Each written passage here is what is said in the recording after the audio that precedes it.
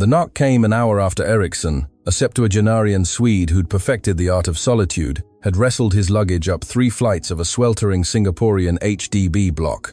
It was a jarring intrusion, a sharp contrast to the 2 decades he'd spent in Stockholm, where the only sound penetrating his apartment walls was the distant hum of city life, never the direct, assertive summons of another human being. In his long, well-ordered life, privacy wasn't just a right, it was the unspoken currency of respect, a quiet acknowledgement that each person's orbit was their own to navigate. For 20 years, Eriksson had lived a life of meticulous routine in his Swedish apartment. Waking at 7, coffee and toast, a trip to the supermarket, a sparse lunch, an afternoon of reading or browsing online, a 6 o'clock dinner, then bed by 9. Each day a carbon copy of the last, predictable and unburdened by human interaction. His divorce was long past, his children scattered across other cities, their visits rare, fleeting glimpses of a life he felt increasingly detached from. He was an engineer, a builder of systems, and his personal life had become a system too, self-contained, efficient, utterly devoid of spontaneity. He prided himself on needing no one, on being able to manage every aspect of his existence with stoic independence. The few times he'd encountered a neighbor in the lift, a perfunctory nod or a clipped hey was the extent of their exchange, a polite yet impenetrable barrier of mutual non-interference. He remembered one harrowing afternoon when he'd fallen, a clumsy tumble that left him sprawling on the cold floor, unable to rise. Hours he lay there, a creeping dread settling over him, the silent apartment amplifying his helplessness. No one heard, no one came. He eventually dragged himself, inch by painful inch, to the telephone, dialing emergency services, not a neighbor. That incident had cemented his belief. This was his lot, a life lived alone, and he had best get used to it. Then, last winter, a digital flicker from a travel blog painted a picture of a small, vibrant Asian city-state, a place bathed in perpetual warmth and renowned for its friendliness. Stockholm's long, dark, unforgiving winters had begun to gnaw at him with an unprecedented intensity. A 3-month lease for an apartment in Singapore seemed an innocuous enough experiment, a temporary escape from the familiar chill, a minor deviation from his rigid equilibrium. His arrival in Singapore was a baptism by fire. The HDB block, 30 years old and 5 stories high, lacked a lift. He'd barely made it to the 2nd floor, each suitcase a leaden weight, when a booming, unmistakably feminine voice echoed down the stairwell. "New here, huh? Wait, Auntie coming to help you." Eriksson froze, his mind struggling to process the sheer audacity. In Sweden, such an unsolicited offer would be a shocking breach of decorum, an act bordering on impolite. Before he could even formulate a polite refusal, a woman, perhaps in her 60s, barreled down, seizing his heaviest bag with a formidable grip. Come, let Auntie take this. You so old already, how can carry such heavy things?" This was Auntie Mei Ling, a long-time resident of the 2nd floor. Eriksson stammered out a, No, I can manage," in his halting English. But Auntie Mei Ling was already halfway up the stairs, his suitcase held aloft. Her words delivered with the force of an incontrovertible truth. "You foreigners come to Singapore, you are our guests." La, how can we let guests carry their own luggage? Once in his small, unfamiliar 3rd-floor flat, Auntie Mei Ling didn't just deposit the luggage, she embarked on a brisk inspection tour. "Ayo, this window cannot close properly. Ah? Later I ask my son come fix for you. This water heater a bit old. You must be careful, okay? Fridge, so empty. Never mind. Tonight, Auntie cooked dinner for you. I bring some over." Eriksson stood there, dumbfounded, a rising sense of bewilderment, and perhaps a flicker of suspicion. Was this a genuine act of kindness, or was there some hidden agenda? Was this Singaporean friendliness a facade for something more opportunistic? He tried to politely decline. "Thank you, but no need to trouble." But Auntie Mei Ling waved him off with a dismissive hand. "Trouble? What trouble? We neighbors la. Help each other is normal, what? You alone here? Not easy. We Singaporeans, we just like that. Warm and friendly, you must get used to it." And with that, she was gone, leaving Eriksson alone in the quiet apartment, the scent of her strong perfume lingering, a tangible residue of her whirlwind intrusion. He couldn't shake the thought. In Sweden, a neighbor barely knew your name, let alone barged into your home to assess its deficiencies and promise unsolicited meals. That evening, precisely at 7, a gentle knock. Auntie Mei Ling stood at his door holding a large, fragrant bag. Come, Auntie cooked chicken, rice, and some side dishes for you. Eat while it's hot. Ah. Oh, and this one is my own homemade achar. Very nice. You must try. The bag was heavy, easily enough for 5 or 6 meals. Eriksson protested. This is too much. I cannot finish. Auntie Mei Ling simply smiled. Cannot finish. Just put in the fridge, Lore. Later can heat up. Still very good. Don't be shy, ah. Anything you need, just knock on Auntie's door. 2nd floor, left side. The next morning, stepping out to find a nearby wet market, he encountered MDM Lim from the 4th floor, a woman in her 50s. You're the new Angmo, right? Auntie Mei Ling told me you live alone. Want to join our community seniors group? We go walking, buy groceries together, all that. Eriksson, still reeling from the previous night, politely demurred. MDM Lim wasn't deterred. Never mind. Just add our WhatsApp group first. La. Later I tell you what activities we have. You got WhatsApp, meh? No? Never mind. I teach you now. And before Eriksson could object, Madame Lim had taken his phone, painstakingly guided him through installing the app, and added him to a group chat ominously named Happy Golden Years. In Sweden, personal space and digital privacy were sacrosanct. This felt like a full-scale invasion, executed with disarming cheerfulness. He could only manage a week, thank you, feeling utterly overwhelmed. The encounters continued. At the kopitiam down the block, the stall owner, spotting his foreign face, immediately offered him a discount on kopi and kaya toast, insisting he eat more. You so thin, must be overseas, never eat properly. Here in Singapore, must eat more, otherwise people will laugh at you. Over the next few days, Eriksson found himself in a constant state of mild shock. Neighbors delivered steaming bowls of Auntie Mei Ling's signature curry. Uncle Tan from downstairs brought freshly picked vegetables from his community garden plot, and a young couple from the 5th floor, spotting him alone, practically dragged him to their flat for a communal steamboat dinner. He'd lived for 70 years in a culture that valued polite distance, where each person meticulously respected the boundaries of another's life. But here, in this bustling HDB block, it was a blur of shared meals, unsolicited advice, and an almost familial intimacy. One sleepless night, grappling with jet lag, Eriksson paced his apartment. The next morning, Auntie Mei Ling knocked. You never sleep well last night, ah? I heard you walking around upstairs. Is your bed not comfortable? Want Auntie to ask my son to check your mattress for you? Eriksson was taken aback. This level of granular observation, this unprompted concern, was utterly alien. In Stockholm, even a nightly drum solo wouldn't elicit more than a stern glance from a neighbor, certainly not an inquiry into his sleeping arrangements. Here, it was a common, almost casual, demonstration of care. It was in that moment Eriksson began to glimpse a truth he'd long ignored. This seemingly intrusive busybodiness wasn't a violation. It was the unfiltered expression of kampong spirit, a deeply ingrained sense of collective responsibility and communal warmth. They weren't being nosy. They were simply caring. A few days later, the inevitable happened. Unaccustomed to the tropical climate, Eriksson fell ill with a fever and cough. He intended to tough it out alone, a practiced skill from his Swedish days. But when Auntie Mei Ling didn't see him for 2 days, her concern blossomed into action. A forceful knock, then her anxious voice. Hey, why you haven't come out for 2 days? Are you sick? Eriksson. Weak. Managed. Just a cold. It's nothing. Auntie Mei Ling wouldn't hear of it. Nothing. What nothing? You alone here. Sick. How? Wait. Auntie, go make ginger tea for you now. Before he could protest, she was gone, returning half an hour later with a steaming bowl. Here, drink this while it's hot, then cover yourself in sleep, Lore. You'll sweat it out. You got medicine? If not, Auntie got Panadol. Want some? Drinking the warm spicy brew, Eriksson felt an unfamiliar sting behind his eyes. In 20 years of living alone, no one had ever brought him a home remedy. He'd always pushed through, calling a doctor only as a last resort. Here, in less than a month, a stranger was nourishing him back to health. The care continued.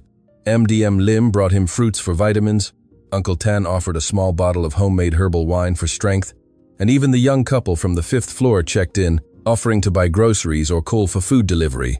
Eriksson slowly understood. The tight-knit relationships, the constant flow of unsolicited attention, which in Sweden would be an unbearable infringement, became, in his vulnerability, an extraordinary source of comfort. They were not seeking anything. They simply believed that living in close proximity created a shared destiny, a responsibility to look out for one another. Once recovered, Eriksson decided to shed his inhibitions. He started learning Mandarin, his attempts clumsy but met with endless encouragement. He joined the seniors' Tai Chi group in the nearby park, his stiff European movements a source of gentle amusement. He even braved the bustling wet markets, learning the names of exotic fruits and vegetables. During the community's mid-autumn festival barbecue, he hesitated, unsure of the customs. Auntie Mei Ling scoffed. "Hesitate what? Just come. You are part of our community. How can you be absent?" That evening, surrounded by the lively chatter and the scent of grilled satay, Eriksson found himself laughing as Auntie Mei Ling and other aunties taught him how to barbecue, how to baste, the names of local delicacies. Uncle Tan shared his potent homemade rice wine, and Midiam Lim's daughter, Sarah, taught him how to take photos on his phone and post them to Facebook. The alcohol loosened his tongue, and he found himself recounting tales of his solitary life in Sweden, his work, his estranged children. His neighbors listened intently, their questions warm and genuine. Auntie Mei Ling eventually patted his shoulder. "You must have been very lonely in Sweden, huh? Never mind, now you're in Singapore, we are your family, Law." The words, simple and direct, pierced through the decades of his self-imposed isolation, bringing an unfamiliar warmth to his chest. He had always believed loneliness was a natural state, something to be endured. Here, he was being shown a different path, one where human connection wasn't a burden, but a lifeline. His daily life transformed. Mornings began with kopi and kaya toast at the kopitiam, chatting with the owner. Forenoons were spent doing tai chi and swapping health tips with the other seniors.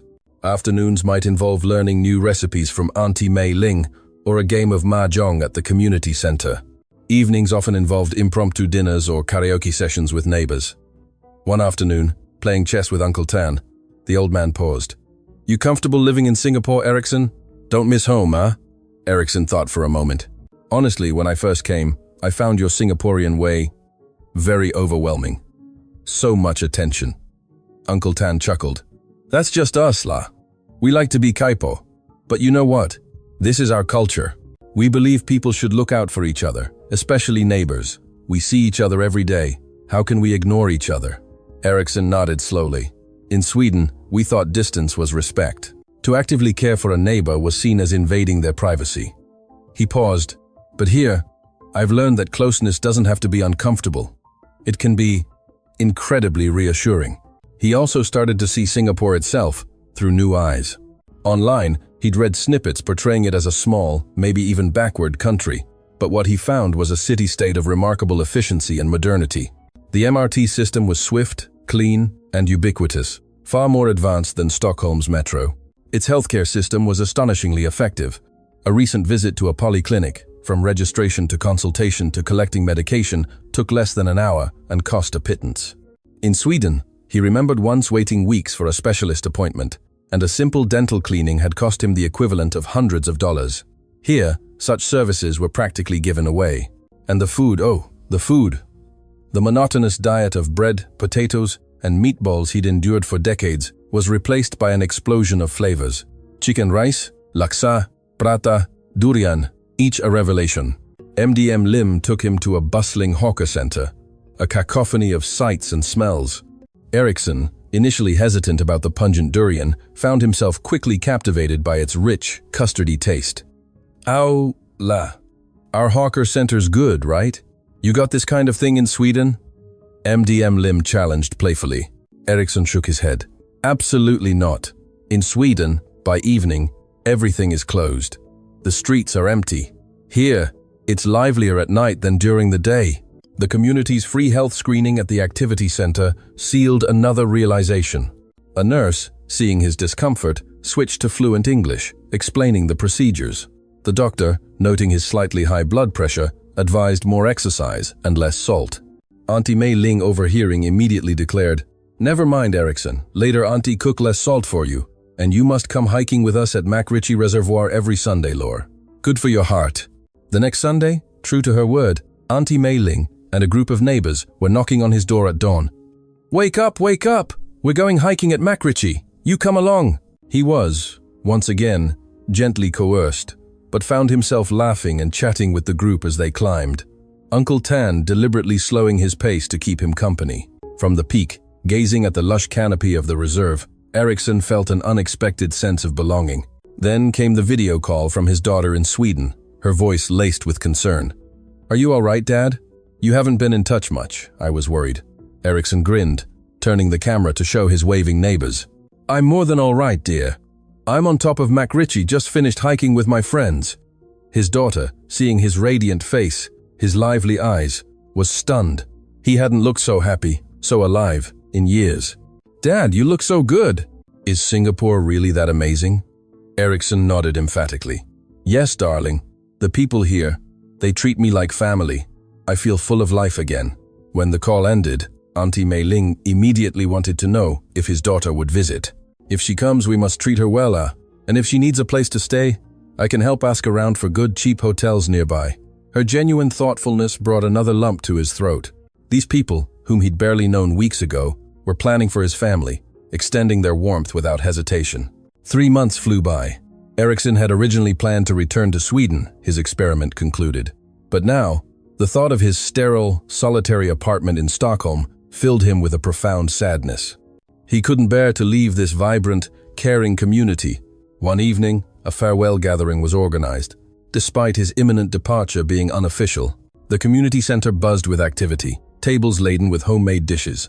Auntie Mei Ling's chicken rice, MDM Lim's carrot cake, Uncle Tan's fruit wine, even a specially ordered cake from the young couple upstairs. Amidst the laughter and shared stories, Auntie Mei Ling stood up, microphone in hand. "Hey, everyone, quiet down la. I just want to say a few words. Eriksson came here as a stranger, but now he is our good neighbor, our good friend. Even though he has to go back to Sweden, we will always welcome him here. This is his home, Lore." Tears welled in Eriksson's eyes as he stood, his voice thick with emotion. "Thank you, everyone. These 3 months have been the happiest of my life. In Sweden, I lived alone for 20 years, never feeling this kind of warmth. But here in Singapore, you have made me believe again in human connection. I am truly, truly grateful." His voice choked. Auntie Mei Ling walked over, patted his back. "Ayo, don't cry, la. Big man. You will come back, right? We will wait for you." Others chimed in. "Yes, must come back. We will save your room for you." That night, as he flipped through a photo album filled with pictures of the past 3 months, Eriksson realized he had smiled more in Singapore than in the past 2 decades combined. The next morning, Eriksson made a phone call to his daughter in Sweden. "I want to extend my visa. I want to stay in Singapore." His daughter was surprised, but his conviction was unwavering. "Singapore is my home now. The people here, the life here, they make me feel alive, feel valued. In Sweden, I was a walking shadow, without meaning. Here, every day is full, every day is joyful." After a moment of silence, his daughter replied, "Dad, if this makes you happy, I support you. I'll help with the visa. And I want to come visit, see this place that's changed you so much." He rushed downstairs, breathless, to find Auntie Mei Ling hanging laundry. "Auntie Mei Ling, I'm not leaving. I'm staying in Singapore." She stared, then shrieked with delight. "Really? You're really staying? So good. So good." She immediately pounded on other neighbors' doors. "Everyone, come out! Eriksson is staying." The news electrified the block. MDM Lim declared, "Good, good. Now we can still go hiking together." Uncle Tan added, "Heng I can still teach you chess." Sarah, MDM Lim's daughter, exclaimed, "Grandpa Eriksson, so awesome you're staying. I still have so many places to show you." That night, another impromptu celebration erupted. Not a farewell, but a joyous welcome, solidifying Eriksson's place as a true part of their community. In the years that followed, Eriksson fully embraced his Singaporean life. He joined Mandarin classes at the community college, diligently practicing the nuances of the language. Auntie Mei Ling continued to be his culinary guide, taking him to the wet markets, teaching him to bargain, a delicate dance of negotiation and camaraderie. He slowly mastered simple phrases, earning affectionate smiles from stallholders who now greeted him like an old friend. Once, buying bananas, he struggled to articulate the word.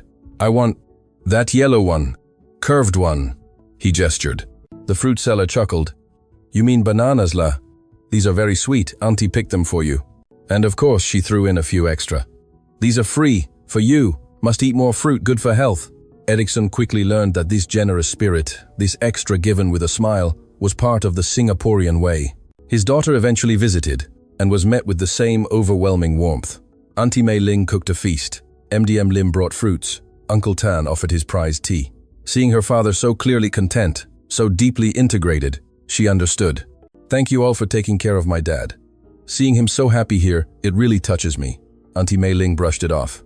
What to thank for? Your dad is our family, la. Taking care of family is normal. How many days you staying? Auntie, bring you around. Singapore got so many fun places. She took Ericsson's daughter to the National Gallery, Marina Bay Sands, a bustling hawker center, and the Southern Ridges.